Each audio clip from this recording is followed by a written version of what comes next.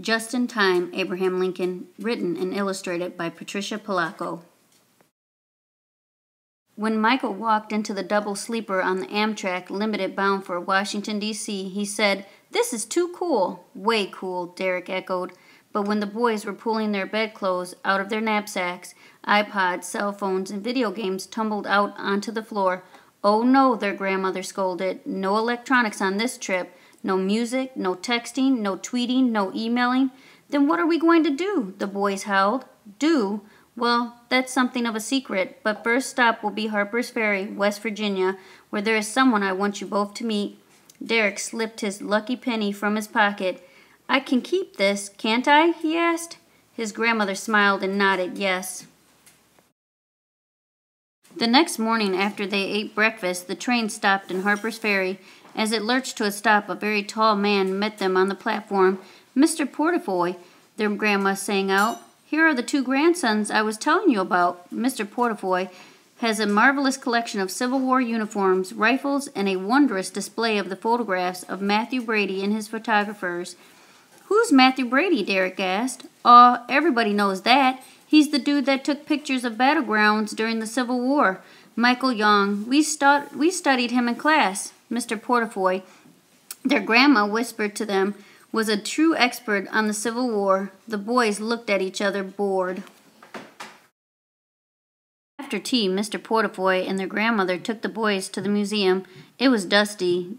The Matthew Brady photographs were black and white and definitely boring, one of President Lincoln and some general just standing there. Then they saw the weapons used in the Civil War, guns and cannons, bayonets and cannonballs.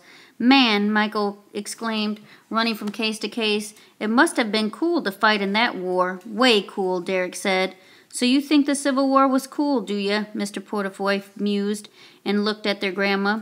Michael didn't answer. He was eyeing one particularly splendid uniform. Mr. Portafoy came up behind him. "I have some very authentic uniforms packed away in the archives. Would you like to try one on?" For the first time since they'd come to Harper's Ferry, the boys smiled. "Would we?" Derek said. In the archive room, Mr. Portafoy opened an old chest and set out two blue uniforms. "Do you boys know which side used these uniforms?" "Union," Michael shouted out. From his history class, he knew that the war had been fought between the North and the South because they couldn't agree on slavery. He knew Northern soldiers wore blue.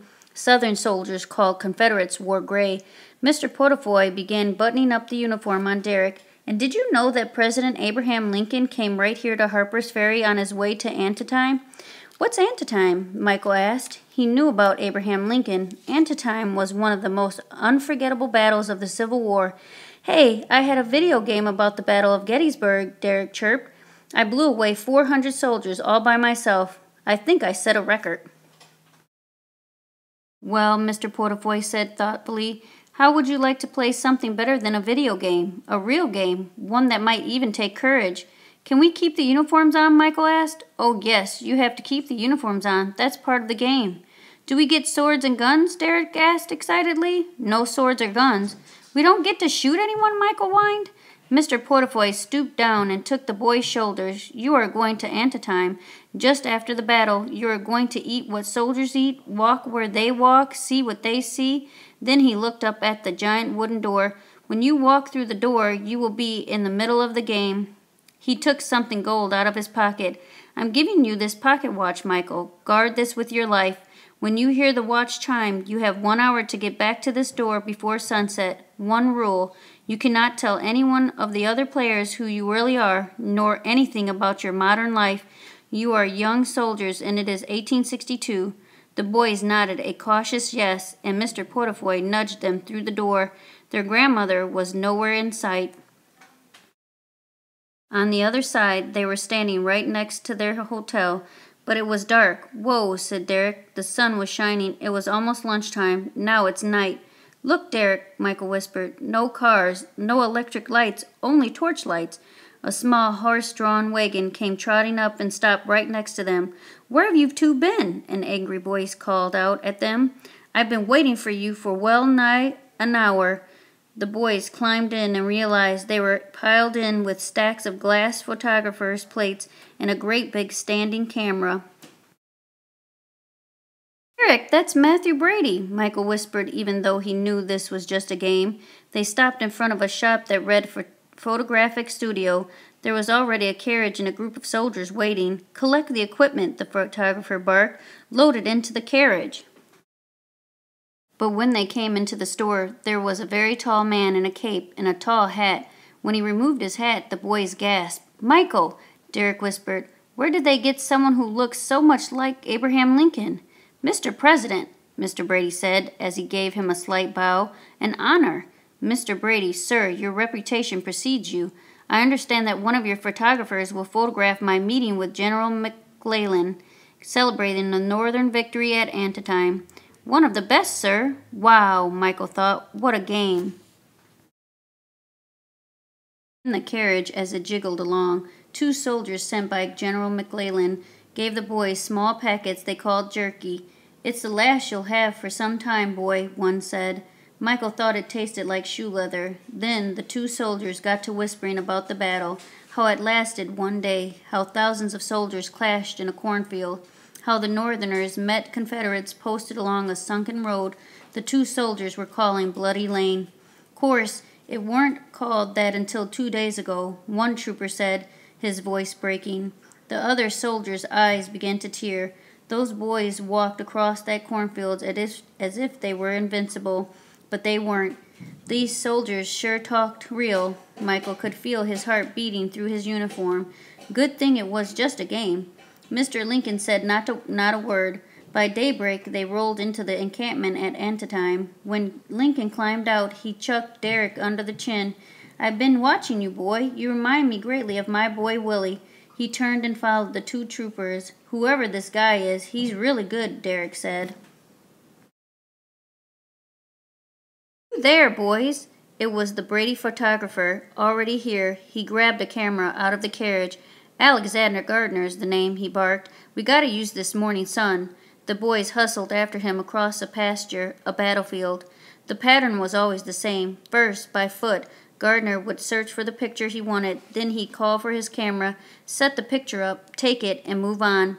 He photographed a field of broken cornstalks littered with torn blue caps. He photographed a tree whose branches were exploded away. Here, boy, he shouted, and Derek or Michael would run to hand him another glass plate. But where were the soldiers, Confederate or Union? What kind of game was this? They said the battle had been over for 2 days. Did the soldiers just go home when the game was over? But then the photographer moaned, Oh my God, over here, through a small woods. He'd come upon a low hill with a shed on it. Then Michael saw what the photographer saw. Behind the shed were 3 soldiers, one sitting, one on his side, as if he were swimming, stiff and not moving. 2 wore blue, 1 wore gray.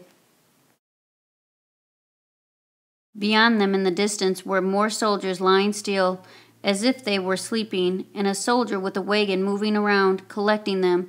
Michael sat down on the plowed ground, the wind knocked out of him. Derek, he whispered, I don't understand it, but this is no game? Your first battlefield? A voice asked sadly. The boys nodded. It was President Lincoln. He put his hands on their shoulders. A terrible thing, war. His voice trailed off. 23,000 men dead or wounded. I can only wonder as I stand here today if it is worth this dreadful sacrifice. My heart breaks that I ordered these lads to their death. He spoke as he walked the boys back to the encampment. Michael looked at his watch. It was already 3 o'clock. Derek, the clock hasn't chimed. How can we make it back to Harper's Ferry in time to get through the door by sunset? Derek started to cry. It doesn't matter, Michael. Don't you see? We're here, really here, in the middle of the Civil War. We'll never see Grandma again. My dear boys, you should have never been out on that battlefield, Mr. Lincoln said as he walked them toward Mr. McClellan's tent.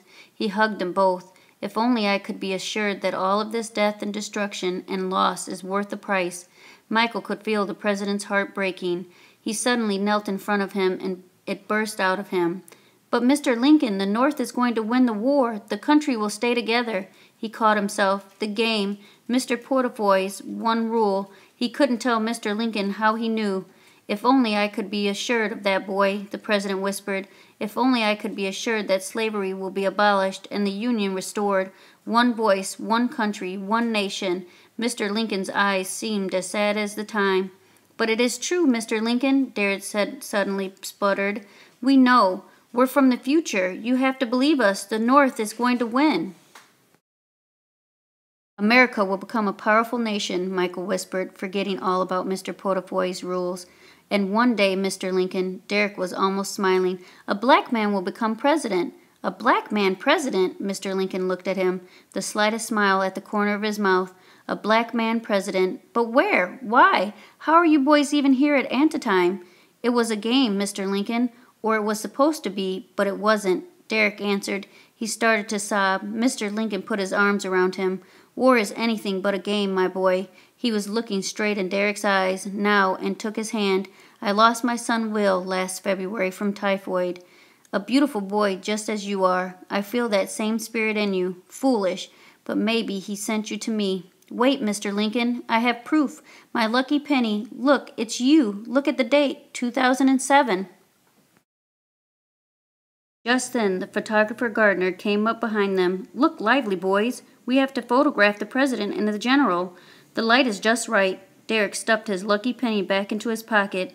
Michael handed glass plate after glass plate to Gardner, then stood back with Derek as the photographer photographed the general and the president standing, the general and the president sitting. When he was finished, Gardner bowed. Thank you, sirs, he said, gathered his equipment and left. President Lincoln walked slowly over to the boys. The late afternoon sun was low in the sky. It was getting late. Michael held out his watch. When this watch chimes, sir, we have only an hour to get back to Harper's Ferry, but it's so late, we have to leave now. Without hesitation, Lincoln called one of McClellan's troopers.